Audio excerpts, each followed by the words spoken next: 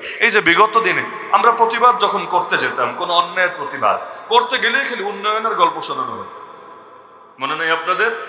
খুন নিয়ে, গুম নিয়ে, জুলুম নিয়ে, আলেম ওলামার গ্রেফতারি নিয়ে, মিথ্যা মামলা নিয়ে, যে কোনো ইস্যু নিয়ে আপনি কথা বলতে যাবেন, খালি আপনার পদ্মা সেতুর গল্প, তারপর মেট্রো রেলের গল্প, রাস্তাঘাটের গল্প, খালি উন্নয়ন উন্নয়ন উন্নয়ন উন্নয়ন শোনাতে শোনাতে কানটা ঝালাপালা করে দিয়েছিল। এখনো মাঝে মাঝে হালতগুলো হয়। কখনো দেখবেন সমকামিতাকে প্রমোট দিয়ে বসে, কখনো দেখবেন শহীদের রক্তের উপর ভর করে ক্ষমতায় এসে আবার নতুন করে শিরিক বেদাতের পক্ষে, আবারও সেই হারাম নিকৃষ্ট জিনিসগুলোর পক্ষে তারা নিজস্বভাবে এগুলোর পক্ষে প্রমোট দিতে থাকে। একদিকে আহতরা ছটফট করতে করতে মৃত্যুর কোলে ঢলে পড়ে, তাদেরকে ট্রিটমেন্টও দেওয়া হয় না ঠিকভাবে, দেখতেও যায় না মরার পরে, এমনকি জানাজার মধ্যে পর্যন্ত ঠিকভাবে শরিক হয় না। আর একদিকে যেখানে প্রয়োজন না লক্ষ কোটি টাকা পর্যন্ত অপচয় করতে থাকে, ঢালতে থাকে। এগুলো নিয়ে আপনি একটা কথা বলে দেখেন, উদাহরণ হিসাবে একটা কথা বলে দেখেন, আপনারা বলবে দেশে এত উন্নতি হচ্ছে, এগুলো তোমাদের নজরে পড়ে না? উন্নতি উন্নতি উন্নতি উন্নতি উন্নতি এগুলো হয়। আমাদের সমাজে একটা ঝামেলা হয়, ওই ভালোর পিঠে করে মন্দ চাপায় দিলে প্রতিবাদ করা যায় না, তখন অনেক জটিল হয়। খালি যদি মন্দ থাকে প্রতিবাদ করাটা সহজ হয়। কিন্তু এই যে যেমন বিগত দিনে আলহামদুলিল্লাহ আর যাই হোক, ভালো হোক মন্দ হোক, এই পহেলা বৈশাখের মঙ্গল শোভাযাত্রা মাঠে মারা গেছে, মানুষ যেত না, একদমই যেত। বিশ্বাস হয় না? আপনি গত কয়েক বছরে 14 এপ্রিল পহেলা বৈশাখের মঙ্গল শোভাযাত্রার নামে যে শিরকি কাজ চলতে, একটু গুগলে সার্চ করে রেজাল্ট বের করেন, কি পরিমাণ মানুষ যেত। আপনি দেখবেন ওই চারুকলার কিছু বিজ্ঞানী নামের অপবিজ্ঞানী, এই কলা বিজ্ঞানী কিছু বাদে আর কিছু হতুম পেঁচা আর আজে বাজে মূর্তি বাদে তেমন মানুষই নাই। হাতে গোনা 500-1000 মানুষ, তো মানুষের চাইতে পুলিশ বেশি, সাংবাদিক বেশি, ওগুলো দিয়ে মোটামুটি লোক ভরে গেছে। বাঙালি যেতই না, ব্যাপকভাবে এগুলোকে প্রত্যাখ্যান করেছিল। কিন্তু এই বছর কি হলো? লোক আগের চাইতে 10 গুণ না, 100 গুণ না, এর চাইতে আরো 1000 গুণ বেশি বেড়ে গেল। কেন? এমনকি পহেলা বৈশাখের মঙ্গল শোভাযাত্রা রাখেন, যেটার নাম চেঞ্জ করে আনন্দ শোভাযাত্রা দিয়েছে, বিশাল ব্যাপার স্যাপার। আগে নাম ছিল মঙ্গল শোভাযাত্রা, এখন নাম হয়েছে আনন্দ শোভাযাত্রা। আগে নাম ছিল লাউ, এখন নাম হয়েছে কদু। আগে নাম ছিল টয়লেট, এখন নাম হয়েছে বাথরুম, তারপর হয়েছে ওয়াশরুম। আর এক 5 স্টার হোটেলে গিয়ে দেখেছিলাম নাম লেখা রেস্টরুম, বিশ্রামাগার। এখানে গিয়ে বিশ্রাম টেশ্রাম করবে। উপরে এসিও আছে, মাশাআল্লাহ, হাইকমান্ড এসি আছে। আবার প্রথম যেই বাথরুমটা পড়লো সিরিয়ালে, দেখলাম ভেতর থেকে গানের আওয়াজ আসছে, হয়তো ইউটিউব বা ফেসবুকে গান শুনছে, ভেতর থেকে গানের আওয়াজ আসছে। বুঝলাম আলহামদুলিল্লাহ, নামটা সার্থকতা পেয়েছে।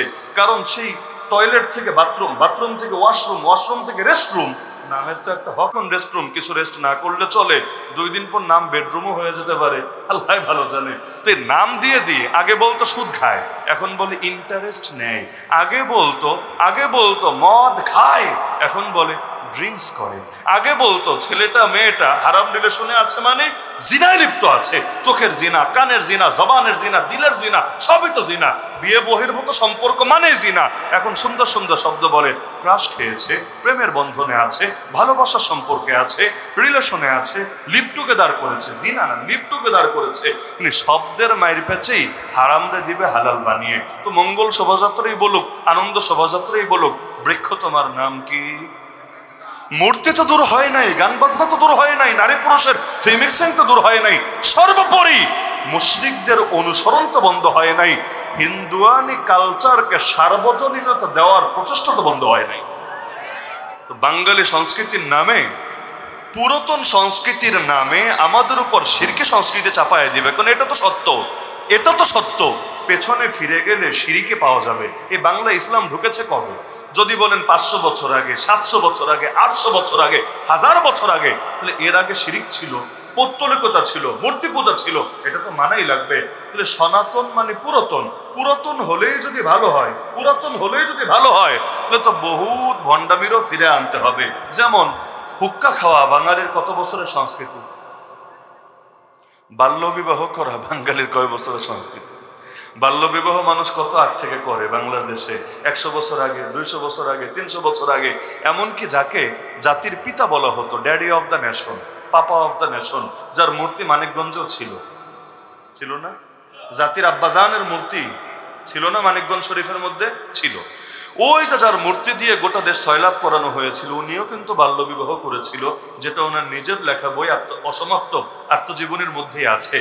পুরনো হলেই যদি সেটা আঁকড়ে থাকা লাগে, এটাই যদি হয় 1000 বছরের ঐতিহ্যের দাবি, বাল্যবিবাহের আমল ফিরে আনা হোক নতুন করে। বলবে না না হুজুর, এখানে বিজ্ঞানের দৃষ্টিতে ক্ষতি আছে, যেহেতু ক্ষতি আছে সুতরাং আগ থেকে চললেও না করা লাগবে। আগের লোকে বোঝে নাই তাই করেছে, আমরা বুঝে উল্টায়া ফেলছি তাই আমরা আর করব না। ভালো কথা।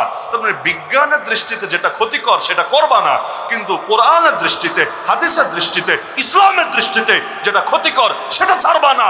তাহলে নবীর উপর ঈমান এনেছে, এই কথা বলতে লজ্জা লাগে না? বল বিজ্ঞানের উপর ঈমান এনেছিস, কারণ তোদের জিন্দেগিতে এছাড়া আর ভিন্ন কিছু নজরেই পড়ে না। শিরিক তো শিরিক, সেটা যে নামে আসুক না কেন। মসজিদের মধ্যে মূর্তি ঢুকাইয়া ইবাদত করলেও শিরিক, আর মন্দিরের মধ্যে মূর্তি থাকলে সেখানে গিয়ে ইবাদত করলেও শিরিক। এমনকি রাস্তার ভাস্কর্য যদি থাকে সেটার সামনে কেউ গিয়ে পূজা দিতে শুরু করে, ওইটাও শিরিক। শিরিক তো শিরিকই। এমনকি ইসলাম তো শিরিকের ব্যাপারে এত কঠোর, দিনে 3টা টাইমে নামাজ পড়াই হারাম। জানেন আপনারা? দিনে 3টা টাইম এমন যেখানে নামাজ পড়াই হারাম। কোন 3 টাইম বলেন দেখি? সূর্যোদয়ের সময়, সূর্যাস্তের সময়, আর দ্বিপ্রহরের সময়, যখন সূর্য ঠিক মাথার উপরে থাকে। এই 3টা টাইমে নামাজ পড়া হারাম। কেন? নামাজ পড়া কি খারাপ জিনিস? আরে নামাজ পড়া কি খারাপ জিনিস নাকি? তো নামাজ পড়া ভালো, কিন্তু এই 3 টাইমে নিষেধ কেন? হারাম কেন? নাজায়েজ কেন? নিষিদ্ধ কেন? কারণটা কি? কারণ হলো এই 3 টাইমে সূর্যের পূজারীরা সূর্যকে পূজা দেয়। মুসলমানরা না, মুসলমান তো সূর্য পূজারী না। ওই যেই সমস্ত মুশরিকরা সূর্য পূজারী, তারা সূর্যের পূজা দেয়। নবী হাদিসে বলেন ফাইন্নাহা তাতলু বাইনা কারনাই শাইতান, সূর্য উদিত হয় শয়তানের 2 সিংহের মাঝখান দিয়ে। মানে কি? ওই টাইমে শয়তানের পূজারীরা, সূর্যের পূজারীরা এগুলোর পূজা দিতে থাকে। আর পূজা আল্লাহ বাদ দিয়ে যারই ইবাদত করা হোক না কেন, ওইটা দিন শেষে শয়তানের প্রাপ্য হয়ে থাকে। তাহলে এই যে 3 টাইমে সূর্য পূজারীরা সূর্যের পূজা দেয়, আপনি তো আর সূর্যের পূজা দিবেন না, আল্লাহর জন্য সেজদা দিবেন। কিন্তু ওই যে টাইমটা মিলে গেল। এখন যদিও আপনার দিলে আছে আল্লাহ, ওর দিলে আছে সূর্য, কিন্তু এই যে বাহ্যিক মিলটা, এটাও ইসলাম মেনে নেয় নাই। ইসলাম বলেছে খবরদার, এই 3 টাইমে নামাজ পড়ার অনুমতি নেই। এমনকি শুধু এক ক্ষেত্রে না, আশুরা মানে হলো 10ম দিন। মুহররম মাসের 10ম দিনটাকে আমরা সাধারণত আশুরা বলে চিনি, তাই না? এমনি আশুরা শব্দের অর্থ 10ম দিন। তাহলে 10ম দিন কয় দিন? 10ম দিন তো একদিনই হবে। আগের দিন তো 9ম দিন, পরের দিন তো 11তম দিন, একাদশ দিন। তাহলে ওই 10ম দিন যেটা, সেটা তো একদিনই নাকি 2 দিন? কিন্তু আশুরার রোজা কয়টা? বলেন না আমাকে, আশুরার রোজা কয়টা রাখতে হয়? 2টা কেন রাখতে হয়? আগের দিন তো আশুরা না, পরের দিনও তো আশুরা না, কিন্তু নবী বললেন সুমু ইয়াউমা আশুরা ওয়া খালিফু ফীহি আল-ইয়াহুদ সুমু ক্বাবলাহু ইয়াওমান আও বাদাহু ইয়াওমান। আশুরার রোজা রাখবা, এবং এই আমলটা করতে গিয়ে ইহুদিদের সাথে যাতে মিলে না যায় সেটাও খেয়াল রাখবা। কিভাবে? এর আগে একদিন রোজা রাখবা অথবা পরে একদিন রোজা রাখবা। তোমাদের রোজা হবে 2টা, ওদের রোজা হবে 1টা। ওদের সাথে তোমাদের বেমিল থাকবে, ওরা যা করবে তোমরা করবা না, তোমরা যেভাবে করবা সেভাবে ওরা করবে না।